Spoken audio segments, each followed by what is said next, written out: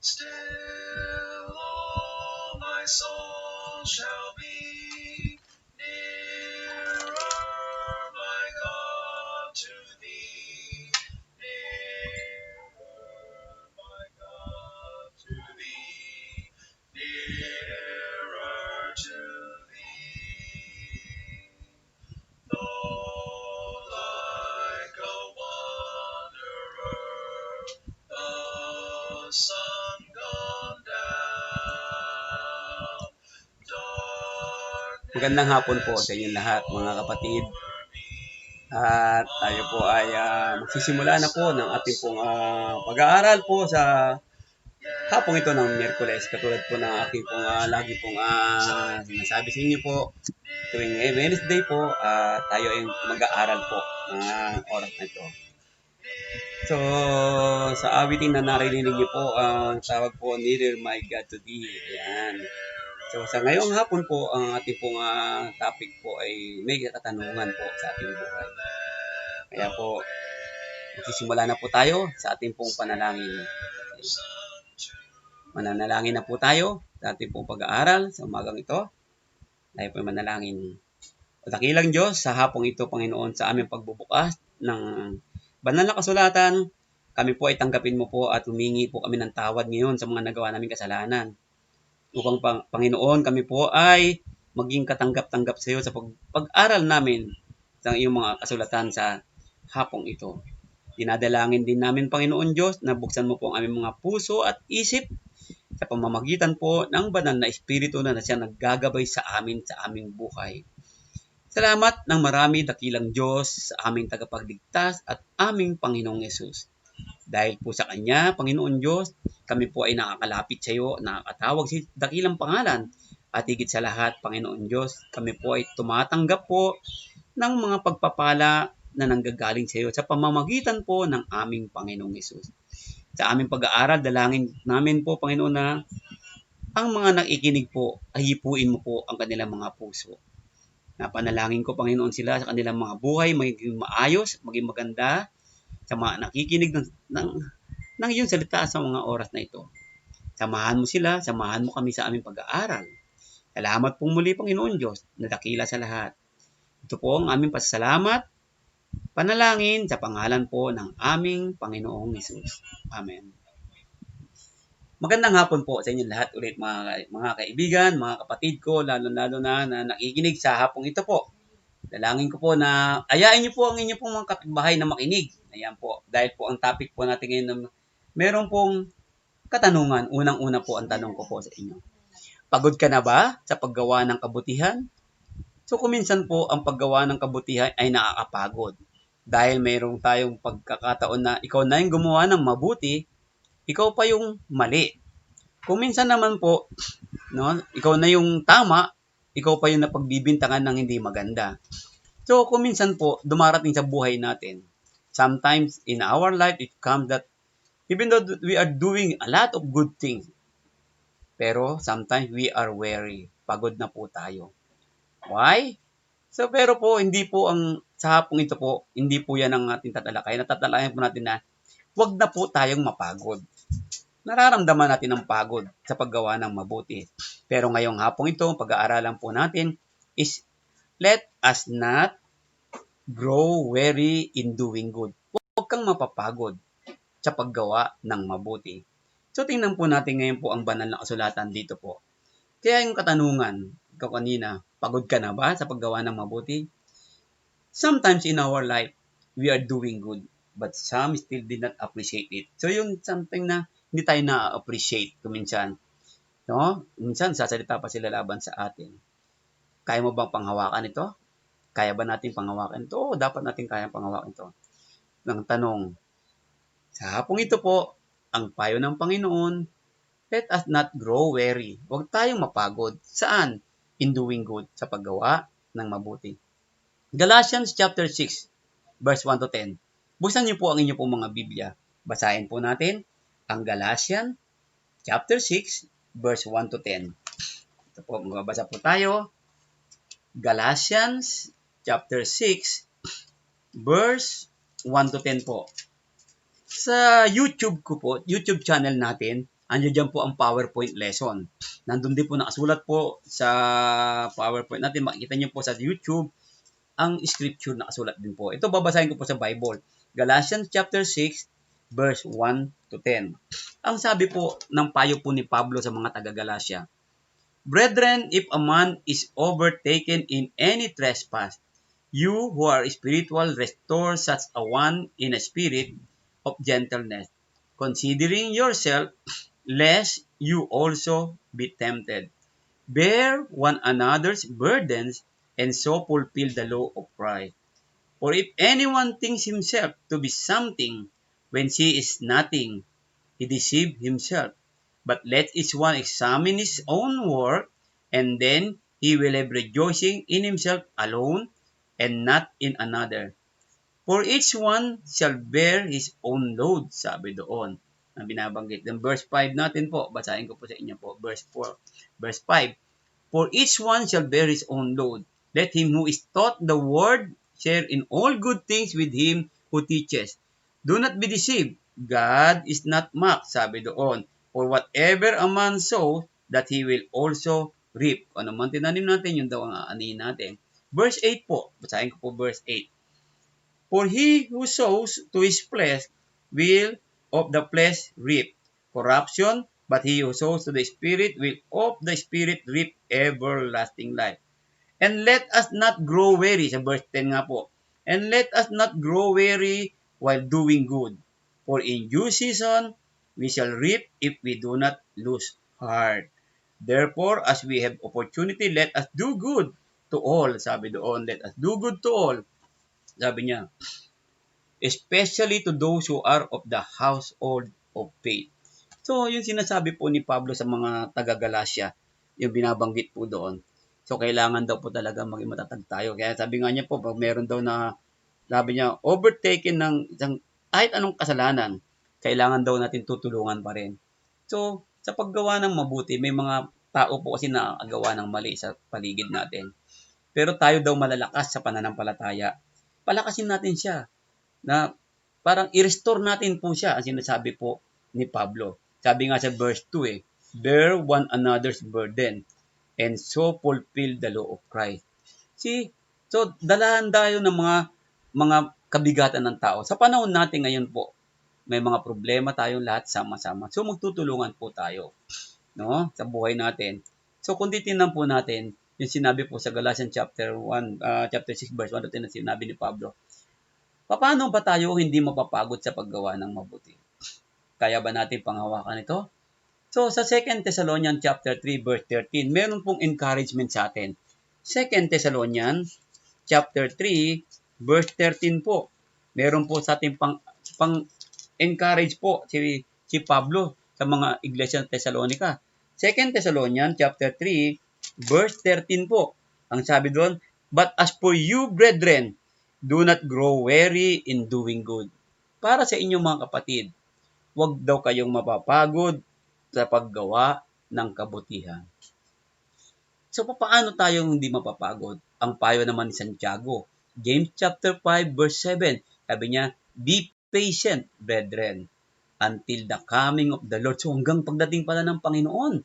Sabi niya, gayahin daw natin ang pagtitiis o pagtitimpi ng mga farmers o magsasaka na naghihintay sila ng bunga ng kanilang itinanim. Yun po, ganun daw dapat ang pagtitimpi natin sa mga bagay-bagay. Kaya po, huwag daw tayo mapagod sa paggawa ng mabuti. Sabi nga ng Panginoon sa atin, di ba? Huwag tayong matakot sa mga bagay. Doon sa Revelation chapter 2 verse 10 po, naalala po niyo yun?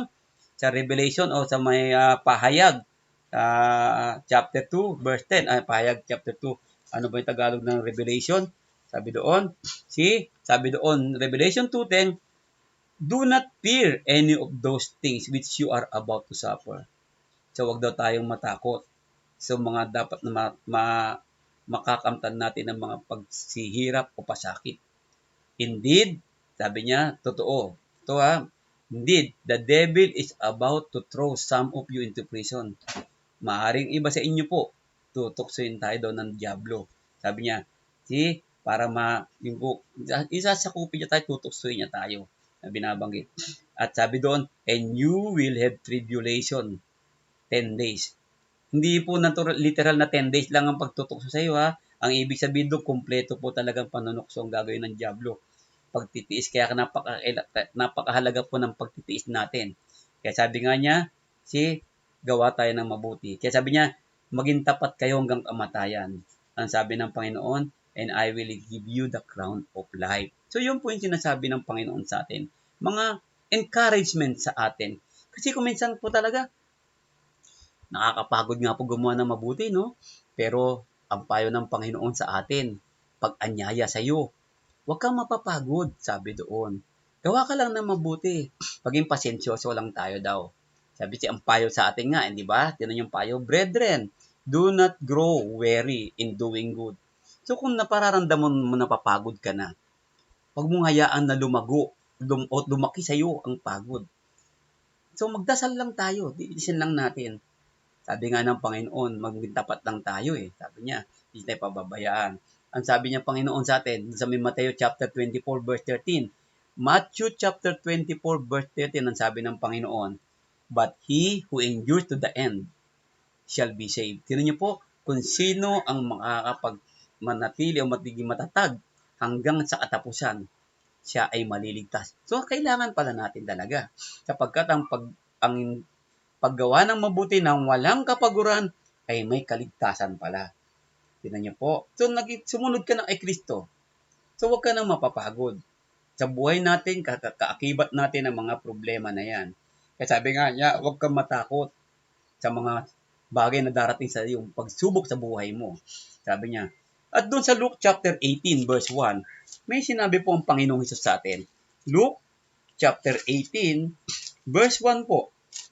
Ang sabi ng Panginoon sa atin, then he spoke a parable to them that men always ought to pray and not to lose heart. Yun yung verse 1. Not to lose heart. Sabi ng Panginoon.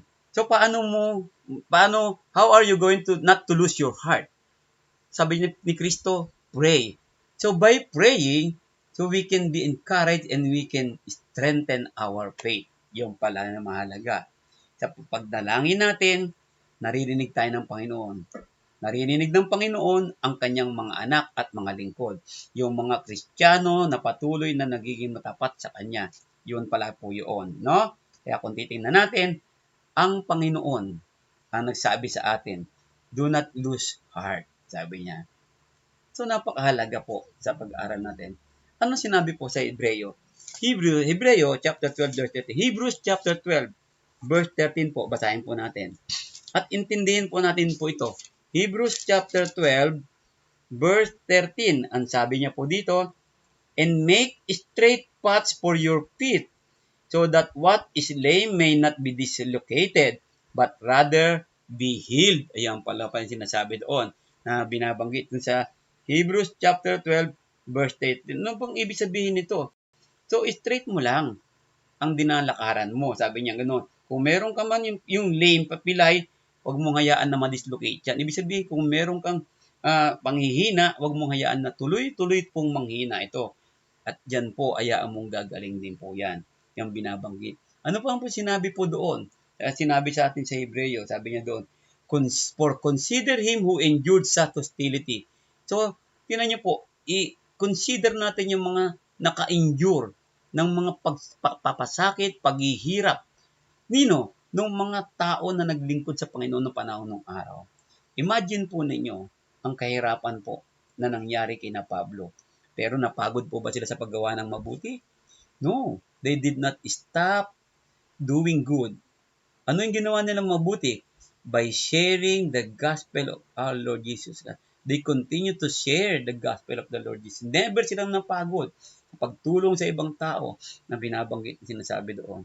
So kung titingnan po natin na po, may binanggit din po ito sa Hebrews chapter 12 verse 3. Basahin ko po naman sa inyo, verse 3 naman po. Sabi niyo po, for consider him who endures such hostility from sinners against himself, lest you become weary and discouraged in your soul. Tinan niyo po. Consider din natin sila nga. Sinasabi ko sa inyo po kanina. Diba? Kasi pag hindi mo na consider ang kanilang katapatan, mapapagod po tayo eh. Yan po. At hindi ka na magkakaroon ng kaligtasan dahil napapagod ka na eh. Hindi natatandaan niyo po, ang tungkulin natin po ay gumawa ng mabuti habang tayo po ay nabubuhay sa mundong ito po. Yan. No? So, kung titingnan po natin sa maikli po nating pag-aaral na yung hapong ito po. So, spiritually minded Christian today, maari pa rin po mapagod. Katulad ko po, maari din po mapagod. Nanghihina din po ako. I also lose heart. Saan? Sa disappointment. Anong disappointment? Kung minsan kasi nakaka-disappoint po. Di ba? Yung gumagawa ka na ng mabuti, ikaw pa yung makaka-experience ng hindi maganda, sasabihin ka pa ng hindi maganda sa likod mo. Di ba? Yung bang mga kasama mo pa mismo sa gawain, sila pa yung magsasaksak sa likod mo, sila pa yung magbibintang sa'yo. Di ba? So, nakakapanghina po na binabanggit. So, to tell you seriously po, naramdaman ko yan, na-experience ko po yan. Na po, disappointment. I was really disappointed. Pero, disappointed, tumigil ba ako sa paggawa ng mabuti? No, hindi ko hinayaan na matigil ang paggawa ng mabuti. Bakit po? Kasi inisip ko po ang kaluluwa ko po. Frustration, ganoon din po. Napag-aralan natin nakaraan dati yan. Di ba? Minsan din po ang sorrow, kalungkutan. Labis na kalungkutan po. Yan po, isang dahilan kung bakit tayo nawawalan din po ng nanghihina tayo sa paggawa ng mabuti. Yung ba nalulungkot tayo sa mga bagay-bagay na nangyayari. Katulad din po ngayon, no? Nalungkot nga po. Kasi po marami nawalan ng trabaho. Marami po dito, di ba? Marami pong namatayan. So, nakakalungkot po. Kita nyo, consider our frontliners. Consider our frontliners po. Consider nyo po ang mga frontliners natin. Tingnan nyo po. Diba? Paano kung mapagod po sila paggawa nila ng mabuti sa mga pasyente? Paano na po? Diba? So, ano pa mako-consider natin dito? Minsan po yung anger, na pag-aralan din natin yun. Nasabi ko na sa inyo po, yung anger po ay nakakapanghina po yan ng inyong pananampalataya. So, huwag niyo pong hayaan yan. Alala niyo po yung 12 messages na sinabi ko sa inyo? Si anger po yon. Yung pagod ka na rin, fatigue. No? Number 1 yung fatigue natin. Yung pagod ka na, no? Nakakawala na rin po yan ng pananampalataya natin. Pero, napapagod ba ako sa aking paggawa ng mabuti? Hindi dapat. Kasi po ang paanyaya sa atin ng Panginoon huwag kang mapagod, no? Sabi doon, di ba, naalala niyo sa may Galatians chapter 6 verse 1 na binasa natin? Yung ating teksto po ngayon, Galatians chapter 6, babalikan ko lang po Galatians chapter 6, balikan natin. Anong sinabi ng Panginoon? Brethren, sabi doon, yun sa may verse 10, verse 9, Galatians chapter 6 verse 9, and let us not grow weary. Huwag niyong ngayaan na lumaki ang inyong pong kapaguran sa paggawa ng while doing, habang gumagawa ng kabutihan. Dahil in due season, we shall reap if we do not lose heart. Tingnan niyo po, aani rin po tayo niyan. No? Kung hindi ka mawawalan o kung hindi ka manghihina sa paggawa ng mabuti, o kung hindi ka mawawalan ng gana paggawa ng mabuti. Kaya mga kapatid na nakikinig ngayon, continue doing good lang po. Huwag po kayong manghihina. Maramdaman ninyo yan. Ano sabi kanina ni Kristo? Pray. Magdasal lang po tayo, sabi ng Panginoon. So, mga bagay na nagiging sanhi kung bakit tayo nanghihina. Nabanggit ko unang-una ulit, balikan natin. Ang mundo. Ano ang nagbibigay sa ng panghihina sa mundo? Unang, di ba, yung lust of the flesh, lust of the eyes, and pride of life. Tingnan niyo po, anong nagiging sanhi nito? Bakit tayo nanghihina dito sa lust of the flesh, lust of the eyes, and pride of life? Basahin ko nga po muna sa inyo. 1 John chapter 2, verse 15 to 17 po.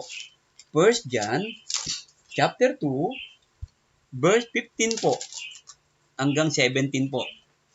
1 John chapter 2, sabi niya, do not love the world or the things in the world. If anyone love the world, the love of the Father is not in him. For all that is in the world, the lust of the flesh and the lust of the eyes and the pride of life is not of the Father, but is of the world. And the world is passing away and the lust of it. But he who does not who does the will of God abides forever. So anong kaugnayan nito sa buhay ko? Bakit ako mapapagod dahil dito? Opo, nakakapagod po yan. Dapat inuna mo po ang pag-ibig sa mundo. nawawalan kasi mahalin mo ang mundo. Kapag nasira ang mundo mo, nawawalan ka na ng gana. Kaya po dapat ang iniibig natin ang Panginoon, mahalin mo ang Diyos. Doon ka lagi sa Panginoon. Sabi doon, hindi ka manghihina sa paggawa ng mabuti. Diba? Kung titingnan po natin, marami pong mga example, diba sabi nga kanina sa Hebrews chapter 12 verse 3, consider those na naging matatag sa kanila pong pananampalataya, hindi sila nang hina. Kung titingnan niyo po. Diba? So, maobserbahan po natin, may mga example po tayo dyan na dahil po sa kamunduhan, sila po ay nawala. Nang hina po sila. Katulad po ni Lot, isang bagay po yan. Mas minahal niya ang mundo. Diba? Yung mga ganong bagay. So, may example po sa Biblia yan. Tingnan niyo po, 2 Timothy po, chapter 4, verse 10. Tingnan po natin ang binanggit po ni Pablo kung sino po yun. 2 Timothy po, chapter 4, verse 10. Sabi ni Pablo rito, for Demas has forsaken me. Si Demas po, forsaken me, having loved this present world, and has departed for Thessalonica, Crescens for Galatia, Titus for...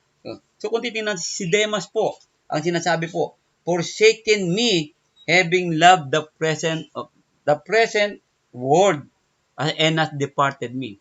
So kapag inuna natin ang mundo, talaga pong kuminsan, mawawala natin sa pananampalataya. Anong example po nito sa atin? Katulad po halimbawa ng Sunday worship. Kuminsan mas inuuna ng tao ang mga bagay-bagay sa mundong ito kaysa magsamba sa Panginoon.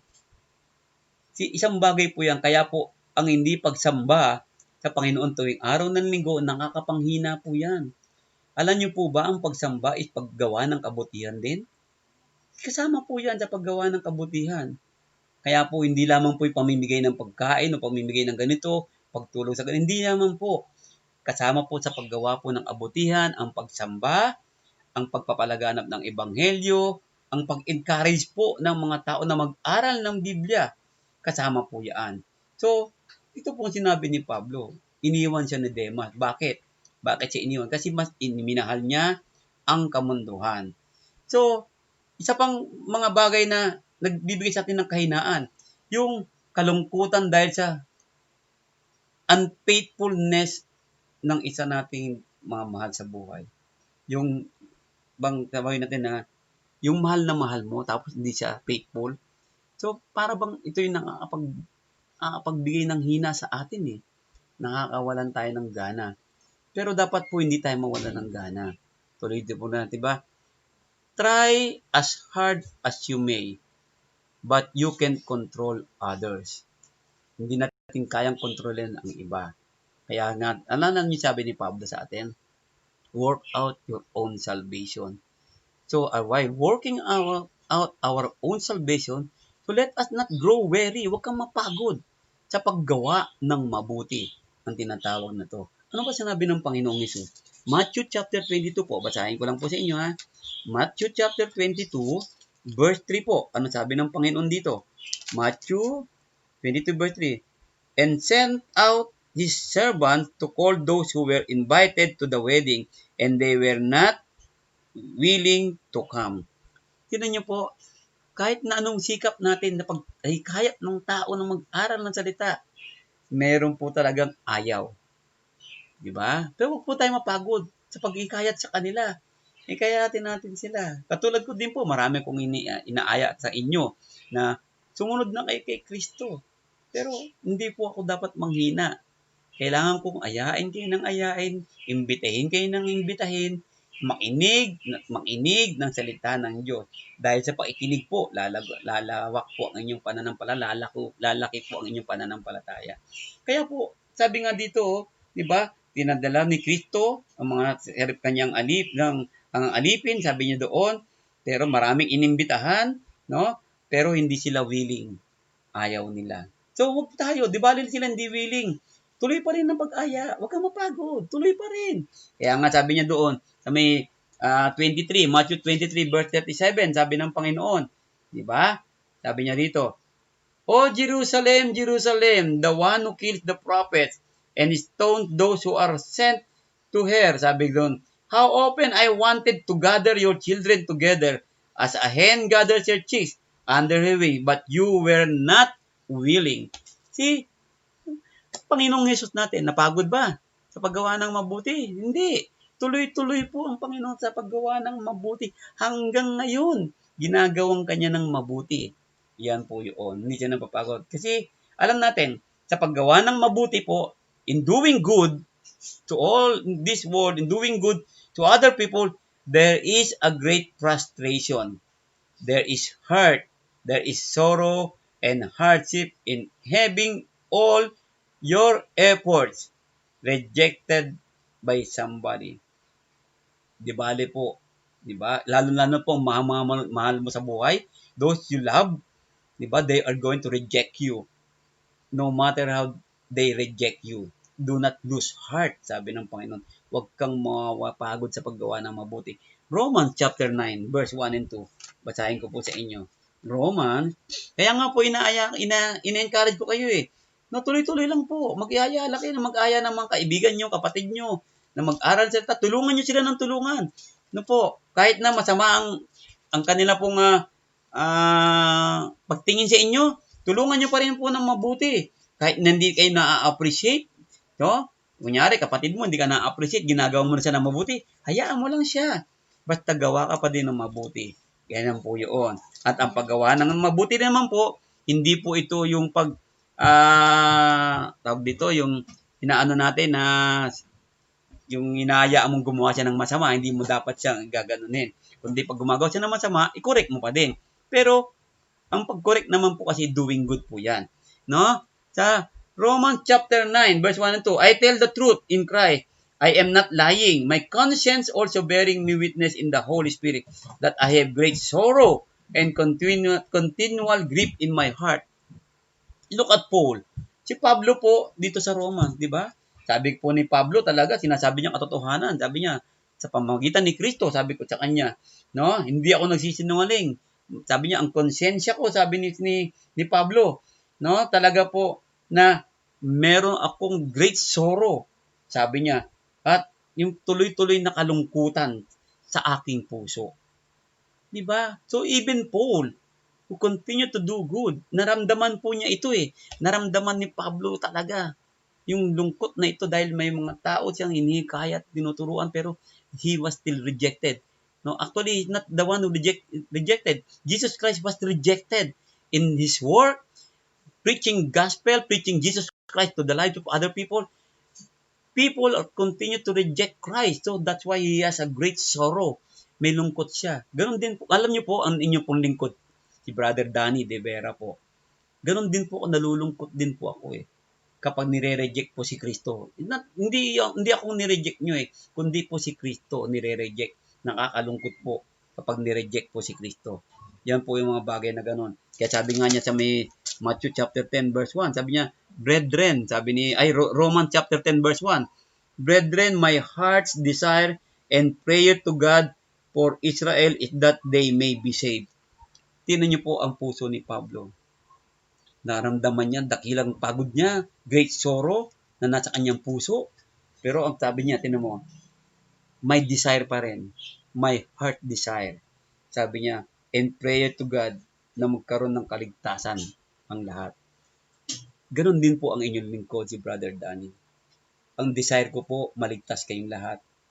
Sa mga natutulungan, sa mga inikayat, at yung mga mahal ko sa buhay, kamag-anak ko, kaibigan ko, magkakilala ko na hindi pa naging Kristiyano, ang desire ko po talaga, sama-sama tayong pumunta ng langit.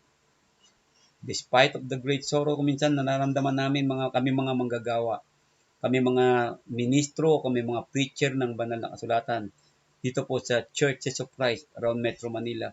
Sometimes we experience that, not only in Metro Manila but throughout the world. Those preachers, those who preach the word of Christ, sometimes we experience what as Paul experienced too. Pareho lamang po yun na binabanggit. Kaya nga po sabi ni Kristo po sa atin, sinabi po yan sa atin doon na binabanggit. Kaya po kung titignan po natin, no, napakahalaga po na patuloy po tayo maglingkod. Huwag pa rin tayo mapagod. Yung katanungan ko kanina sa inyo, pagod ka na ba sa paggawa ng mabuti? Huwag kang mapagod, kaibigan, kapatid. Huwag kang mapagod sa pakikinig ng salita ng Diyos. Huwag kang mapagod sa mga paghikayat ni Brother Danny sa inyo. Huwag kayong mapagod. Huwag kayong magsasawa. Na, ano naman, andyan na naman si Brother Danny. Magtuturo na naman. Brother Danny is here again, going to have a live on then, going to invite me again. Huwag po kayong magsawa sa pag-invita ko. Dahil hindi po talaga ako magsasawa sa pag-imbita sa inyo. Sapagkat, katulad po sinabi ni Pablo sa Romans chapter 10 verse 1, my desire is all of us to be saved. Yan po ang desire ko po sa buhay natin. Pagdating na natin. Kaya ako, kuminsan, nakakapanghina din po ang yung mga attitude po ng mga kapatiran natin. Attitude ng kapatid mo sa pamilya, nakakapanghina din yan. So, yung bang sinasabi natin ng mga kapatid na laging naka-negative, merong ang programa, naka-negative pa sila, nakakapanghina din po yun eh. No, pero dapat naman tayo hindi manghihina. Yung pang mga ugaling Kristiyano na sabi natin, yung hypercritical brethren. Ano ibig sabihin ng hypercritical brethren? Yung maka-critics ba? Puro critics na lang. Ang lagi na nakikita sa iyo yung mga sa isang coupon van na malaki, hindi nakikita yung puti, ang nakikita yung maliit na dumi. Yung pong ganoon, yung mga kritiko na tinatawag, tingnan niyo po, sabi ni Pablo sa 1 Corinthians, basahin po natin ha. 1 Corinthians chapter 4, verse 3 to 5. Ito po, no? Nakakapanghina po 'yan, yung mga hypercritical brethren, pero hindi dapat tayo susuko. Ayan. Sa 1 Corinthians chapter 4, verse 3 to 5. Ano lang po kasi naalala ko kasi po marami po sa akin ganyan. Nabuhay ko po na maglilingkod sa Panginoon. Mga hypercritical talaga sa buhay ko sa paglilingkod ko sa Panginoon. Pero hindi po ako pwede magpadala sa kanila dahil naglilingkod po tayo sa Diyos. Yan. Ganun din po sana tayong lahat. 1 Corinthians chapter 4, verse 3 to 5. Sabi doon, but with me, it's a very small thing that I should be judged by you or by a human court. In fact, I do not even judge myself, for I know of nothing against myself, yet I am not justified by this, but he who judges me is the Lord. Tingnan niyo po. See? Hindi ko ginajustify na wala, kung ano sabi ni Pablo. No? I did not judge myself, for I know nothing against myself. No? Alam niya, wala siyang mali sa kanya. But, sabi niya, I am not justified by this. But, he who judged me is the Lord. See? So, alam ni Pablo tanging Panginoon. Kaya pag gumagawa ka ng mabuti, do good. Para kay God. Katulad ng naaling turo ko ng linggo. Diba? So, maglingkod ka para sa Panginoon. Hindi ka naglilingkod para sa tao. Therefore, sabi niya doon sa may verse 5, no po, therefore, judge nothing before the time until the Lord come, who will both bring to light the hidden things of darkness and reveal the counsels of the heart. Then each one's praise will come from God. So kapag mayroon pong mga hypercritical brethren, yung mga puro critics ng critics sa atin, just ignore them and pray for them. When you pray, you will not lose heart. Di ba yan sabi ng Panginoon? Sabi doon kanina sa Panginoong Jesucristo. So kuminsan din po, nakapanghina din yung mga unfaithful brethren.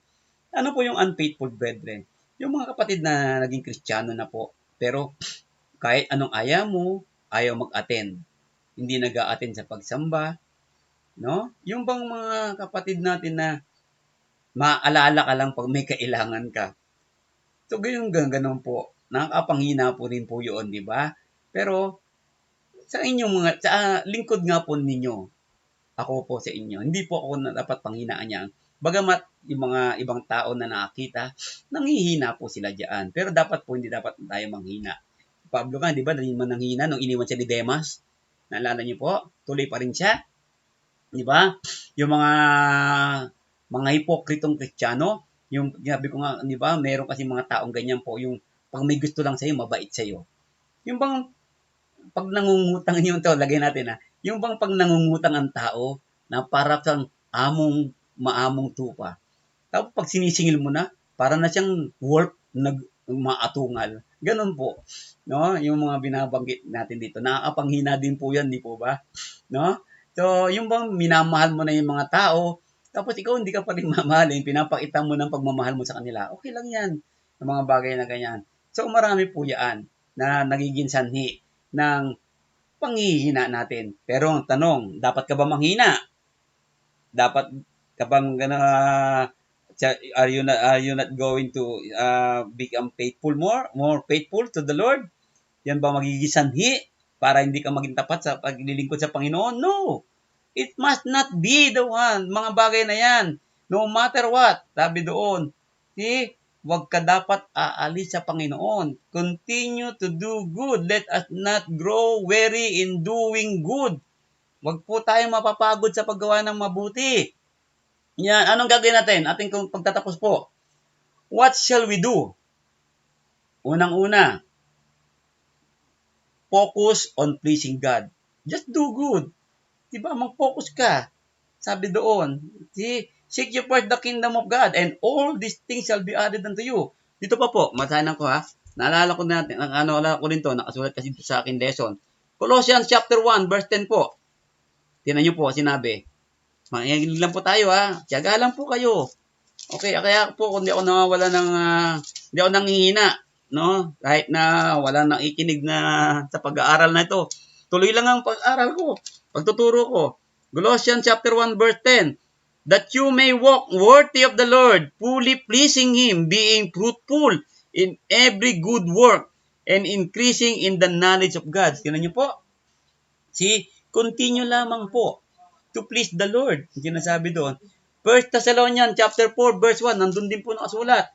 1 Thessalonians chapter 4 verse 1, finally then, brethren, we urge and exhort in the Lord Jesus that you should abound more and more, just as you receive from us now how you ought to walk and to please God. Abound more and more in order to please God.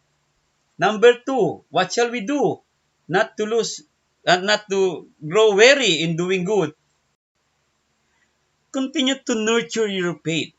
Palakasin mo ang pananampalataya mo. Paano lalakas ang pananampalataya? Remember, diba, by hearing and hearing the Word of God. Sa pakikinig. Sa pagbabasa ko ng Biblia. By meditating the Word of God. By allowing the Word of God na ito po ay siya magmumuld ng buhay ko. Yun po yung sinasabi. Naalala niyo po yung pinag-aralan natin sa 2 Peter, di ba? Naalala niyo po ito? Di ba? Yung sinabi ko sa inyo, tinuro ko na rin po sa inyo ito eh. Yung 2 Peter. Naalala niyo po yun. Chapter 1. Ano po, naalala niyo po yun? Sinabi doon, yung virtue, add knowledge, then knowledge, sabi niya, add self-control, then self-control, add perseverance, then perseverance, to godliness, then to godliness, brotherly kindness, to brotherly kindness, love. Ang sabi doon, for if these things, kung ang mga bagay na ito ay nasa iyo at nananatili sa iyo, you will be, sabi doon, you will be neither barren nor unfruitful in the knowledge of our Lord Jesus Christ. Ganda na po. Pangatlo, what shall we do? Para hindi tayo manghina, mapagod sa paggawa ng mabuti. Strengthen our hope. Palakasin mo yung hope mo. Anong hope yun? Anong pag-asa yun? Yung sinasabi doon. Tingnan natin. Sa Romans chapter 2 po, verse 7. Romans chapter 2 po, verse 7. Anong sinabi doon? Sabi niya, eternal life to those who by patient, buhay na walang hanggan sa mga pasensya, papatuloy na pagiging pasensya, in doing good. Sabi doon, tingnan niyo po. In doing good, seek for glory, honor, and immortality. Buhay na walang hanggan po. Kapalakasin mo lang yun. Diba? One of my favorite verse, 1 Corinthians 15:58, diba? Sabi doon, tuloy ka lang na paggawa ng mabuti. Alam ng Panginoon ang ginagawa mo.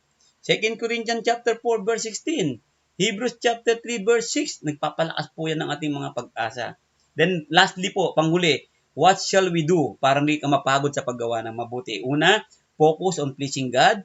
Pangalawa, nurture our faith. Pangatlo, strengthen our hope. Pang-apat po, practice love. Doing what best for others. Practice mo po yun. Ano yung iniisip mo lagi yung kapakanan ng ibang tao, hindi kapakanan mo. Iniisip mo paanong gagawa ng mabuti. Galatians chapter 5 po, verse 13-14. Galatians chapter 5, verse 13 and 14 po. Ito po sinabi po. Galatians chapter 5, sabi doon, "For you, brethren, have been called to liberty. Only do not use liberty as an opportunity for the flesh, but through love serve one another." Yes, we are free tayo eh. Pero wag daw nating sabi niya doon, wag nating abusuhin ang ang liberty natin. Sabi niya, do not use liberty as an opportunity for the flesh. Kundi use your liberty as an opportunity to show your love to other. So through love, serve one another. For all the law is fulfilled in one word. Sabi doon, you shall love your neighbor as yourself. Practice love by doing good to other people, by helping those who are in need right now, especially at this moment when we are in modified enhanced community quarantine. Let us help those who are in need. If you don't have money to help them, you can still help them. Pray for them. Ipagdasal mo lang sila, mga bagay na gano'n. So marami po tayong scripture. Pero sa kakulangan natin ng oras, tandaan niyo po, huwag po kayong mapapagod sa paggawa ng mabuti. Dahil po ang Panginoon po, bibigyan po tayo ng kapahingahan. Sa darating na panahon, rest for the weary. Ano yun? Matthew 11:28-29. Bago po tayo manalangin, babasahin ko po sa inyo. Matthew 11:28-29. Ang sabi ng Panginoon. Matthew chapter 11, verse 28-29. Basahin ko po sa inyo. Come to me, all you who labor and are heavy laden, and I will give you rest. Take my yoke upon you and learn from me, for I am gentle and lowly in heart, and you will find rest for your souls. Brothers and sisters who are listening right now, friends and relatives who are watching this video, actually this lesson, continue to do good. Huwag kayong mapapagod. Katanungan ko kanina, pagod ka na ba sa paggawa ng mabuti? Huwag po dapat. Tandaan niyo po, kapag napagod ka sa paggawa ng mabuti, ikaw din ang mawawalan. Hindi ka magkakaroon ng kaligtasan. Kaya po, wala din po ang kapaguran sa pagtulong sa inyo po. Wala din po ang kapaguran sa pag-aya sa inyo na sundin nyo na ang Panginoong Hesus. Dahil di natin alam kung kailan ka mamamatay. Alam naman natin, for it is appointed for man to die once after this judgment. Tinsipin mo ang iyong kaluluwa. Sa nakikinig ngayon na hindi pa nagiging Kristiyano, sundin nyo ang Panginoong Hesus. Sapagkat ito lamang ang duty ng tao. Fear the Lord and keep His commandment. This is the whole duty of man. Yan ang tungkulin mo. Unahin mo ang Panginoon, hindi ang mundong ito. Tandaan mo, hindi dapat tayo mapagod sa paggawa ng mabuti. Katulad kami mga preachers, we continue to preach the word of the Lord no matter what.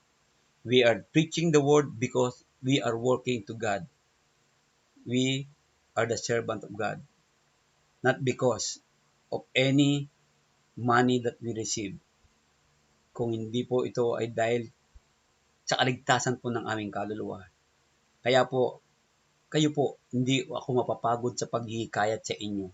Kaya bukas po, may na naman tayong morning devotional. Makinig po tayo lagi para po maalala nyo. Meron din po akong araw-araw na 15 minutes po na lesson sa YouTube, yung Way to Eternal Life. Meron pong lesson 1 series po yan. So, hindi po ako nasasawa. Hindi po ako napapagod. Hindi po ako manghihina. Ano man po ang sabihin sa akin ng ibang tao. What matters to me, what the Lord will tell me on the last day. Ganun din po sana tayong lahat. Salamat po sa inyong pakikinig, mga kapatid. Tayo pong lahat ay manalangin. Samahan niyo po sa manalangin. Let's pray. O Lord God in heaven, salamat po Panginoon sa natutunan namin. Alam namin Panginoon Diyos, sa mundong ito, sa buhay na ito, sa pagtulong namin, sa paggawa namin ng mabuti, nakakaramdam kami ng pagod. Katulad po na nangyari din kay Pablo. Sapagkat alam namin Panginoon, na nakakapagod nga po kung minsan. Ikaw na yung gumagawa ng mabuti, kami pa rin ang nagiging masama sa mata ng ibang tao. Ngunit alam namin, Ama, sa mata mo, kami po ay nasa iyong gumagawa ng kabutihan. Tulungan mo kami na patuloy na gumawa ng mabuti, Panginoon. Bigyan mo kami ng kalakasan.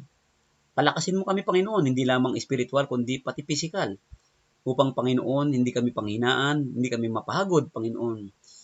Lalo-lalo na sa pagpapalaganap ng iyong salita. Salamat po, O Diyos, sa binibigay mo sa aming mga kaalaman mula sa banal na kasulatan. Salamat po, O Diyos, sa pag-ibig, sa kaligtasan na binibigay mo sa amin. Salamat, Panginoong Hesus, at patuloy namin dinadalangin sa Panginoon Diyos ang may mga karamdamang pisikal. Patuloy mo kaming pagalingin sa aming mga sakit, katulad po ni Ate Joy, ni Kevin, ni Tina, ni Berna, si Aya Handa na batang si Aya Handa, ganon din po kaibigan namin si Marcos at Ana Masali. And also we pray for Sister Teresa Islay. Dalangin namin, Panginoon, kaming lahat. Ay hipuin mo, hindi lamang kami, kasama na sa ibang mga hindi namin nababanggit na may sakit din. Pagalingin mo, Panginoon. Also, we pray also for Bambi. My friend Bambi, O Lord, in Canada, na pag kanyang pagbubuntis, ganun din po ang baby shower na mangyayari po sa Sabado, maging successful po ito, Panginoon, para sa kanila. Ganun din po kapatid namin si Charlene, kung saan nalalapit na rin po mga anak. Samahan mo siya at palakasin din ng ilang Diyos. Patuloy mo rin po patnubayan ng aming mga pamilya na mamubuo at manatili ang pag-ibig sa tahanan, bawat tahanan namin. Katulad po ng pamilya po ni Net Duyon, pamilya ni Carla at ni Maureen. Palakasin mo po silang lahat sa mga kahinaan na nararamdaman nila, Panginoon Diyos. Huwag mo silang pababayaan. Patuloy pa rin namin pinapanalangin, Panginoon, na matapos na po ang virus na ito sa buong mundo. Magkaroon na po ng kaganapan. Ayusan ang aming mga buhay. Sa mga naapektuhan po ng pagsabog sa Lebanon, dalangin din namin na Panginoon na palakasin mo po mga tao na apektuhan at patatagin mo rin ang mga tao doon, kanilang pananampalataya sa iyo. Salamat po ng marami. Salamat din po, Panginoon, ng marami sa kaligtasang ibinibigay mo sa amin. Kaya dinadalangin pa rin po namin, Panginoon, ang mga kaluluwa na nakikinig, lalo na po ang patuloy namin tinuturuan at inahikayat ng iyong salita na sumunod na po sila. Ipuin mo kanilang mga puso at isip, Panginoon Diyos. Alam mo kung sino-sino sila, dakilang Diyos. Salamat ng marami sa mga tumutulong sa amin, sa aming gawain sa iyong iglesia, sa mga pagtulong namin sa ibang tao. Marami pong salamat sa mga ginagamit mo, Panginoon Diyos. Patuloy mo silang pagpalain, pagyamanin, dakilang Diyos, upang patuloy silang makatulong sa pagtulong namin sa ibang tao dito po sa aming pong mission dito sa lugar ng Marikina. Salamat po ng marami, dakilang Diyos, sa pag-ibig mo. Kapatawaran, ignawad mo sa amin sa pamamagitan ni Jesucristo. Marami pong salamat. Dinadalangin din po namin, Panginoon, ang lahat ng aming mga kaibigan na nakikinig ngayon. Hipuin mo ang bawat isa kanila. Hindi ko man naman nabanggit ang kanilang mga pangalan, kilala mo kung sino sila, Panginoon Diyos. Salamat po. Ito pong muli ang dalangin namin, pasasalamat, sa pangalan ni Jesus. Amen. Marami pong salamat sa inyong pakikinig, mga kapatid, at muli inaanyayaan ko kay bukas po alas 10 ng umaga ang ating pong morning devotional. Pagpapalakas po. Pero meron pa rin po ang nire-record po na lesson 1. Natapos na po lesson 2. 15 minutes lang po yun sa YouTube channel po. Just search nyo lang po, Danny De Vera. Makikita nyo po ang channel ko. And please don't forget to like and subscribe po tayo doon. Para po marami pa po kayong may kayat po, may maturuan. Tandaan nyo po, ang pag-share po ng YouTube channel natin, pag-share ng mga lesson na to ginagawa namin is nakakapagpalaganap po kayo ng salita ng Panginoon. So let us do good. Do not lose heart. Huwag po kayo mapagod sa paggawa ng mabuti. Magandang hapon po sa inyong lahat. Muli, paalala ko sa inyo, mag-ingat po kayo at maglagay po ng face mask, face shield kung kayo ay lalabas. Lagi magdala ng alcohol. Marami pong salamat sa inyo. Purihin ang Diyos. Magandang hapon po. Goodbye po.